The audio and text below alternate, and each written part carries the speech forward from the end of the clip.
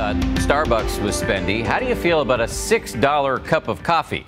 It's not just for people with trust funds and private planes. Gourmet coffee is huge with the hipsters right now, and many predict it may be America's next big food trend. My Nightline co-anchor Juju Chang investigates.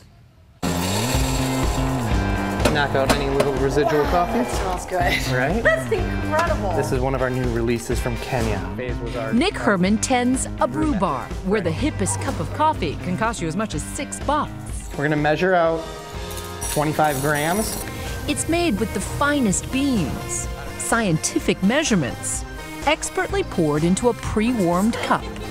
This is not your average cup of joe. Honestly, this is like a high school chemistry exam. I feel like a little Breaking Bad action is happening right now. You've heard of artisanal cheeses and craft beers, but inside this coffee shop, the newest food trend is brewing.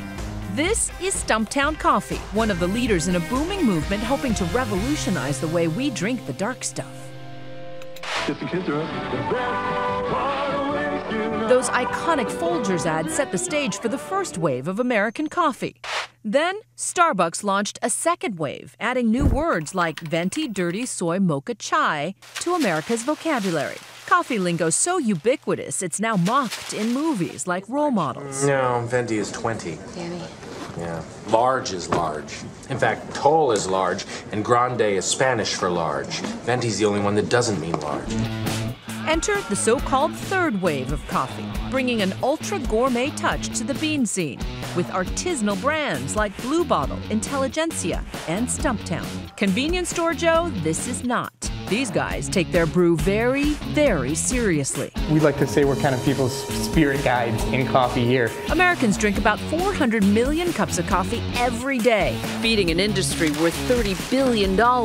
Major chains like Starbucks and Dunkin' Donuts take the biggest piece of the pie, but the third wave coffee movement is growing fast, exploding in cities like New York, San Francisco, Chicago, and beyond.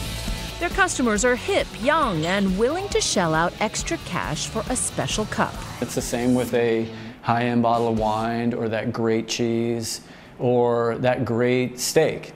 Joth Rickey and John Feldman are two of the forces behind Stumptown Coffee, now an estimated $50 million business. And there's a lot of chemical reaction happening. There's a lot of heat introduced. Stumptown's coffee scouts select rarefied beans from around the world and ship them here to their Brooklyn roastery to be browned to perfection. Well, if Stumptown had a coffee philosophy, what would that be? For the coffee customer to have a great cup of coffee every day. But what's driving so many people to pay the extra dollars for a gourmet cup? People are prepared to pay up now for an experience. There's definitely a snob factor at play within third wave coffee, and they're quite proud of this. Andy Brennan is a food industry analyst hailing from Australia, where the third wave has taken over the coffee business. He believes American consumers are about to do the same. And it's not just luxury coffee. We're getting increasingly highfalutin about high-end hamburgers, shishi cocktails. And for savvy, young, Instagram-loving foodies, what you eat and sip is a status symbol. The type of coffee you drink is really becoming a statement about who you are. People don't necessarily want to drink at Starbucks anymore because it's seen as generic. Could brands like Stumptown one day take over the coffee house industry? Is Stumptown keeping these Starbucks execs awake at night?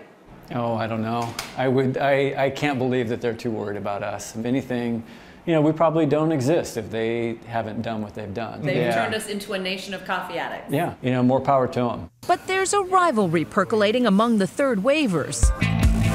If it's a coffee revolution, these guys may be the rebels. Three friends making gourmet coffee for the masses, on the cheap and ice cold. Grady's Cold Brew found success selling low-key, do-it-yourself cold brew coffee for as little as $1 a cup. Based out of this humble warehouse in Williamsburg, Brooklyn, there's no fancy coffee shop, just this quaint little stand. I really don't need sugar. Right? Yeah. That's really amazing. They call it New Orleans style, a long, slow brew you can do at home. I wasn't the biggest fan of coffee shop culture. I didn't always find coffee shops to be comfortable. I thought they were a little stuffy, a little pretentious. Where I did want to enjoy it was at home. Grady Laird is founder and namesake who concocted the recipe using chicory to cut the bitterness. His passion is to turn iced coffee into a year-round staple. You don't start drinking warm beer or hot juice in the winter. You know, it's going to be really normal to see people doing it year-round. Their product sold in stores like West Elm and Whole Foods. It sits right alongside bigger, more established brands who've given cold brew a try, including Stumptown. But the real question is, does the elaborate brew bar produce a tastier buzz? This is so exciting. I feel like I need a drum roll. And that's our Chemex. Oh, may I try this? Absolutely. You'll This notice is like the perfect cup of Joe. Oh, that's good. That's really good. Now, it's up to consumers to decide if all the extra fuss is worth it. For Nightline, I'm Juju Chang in New York.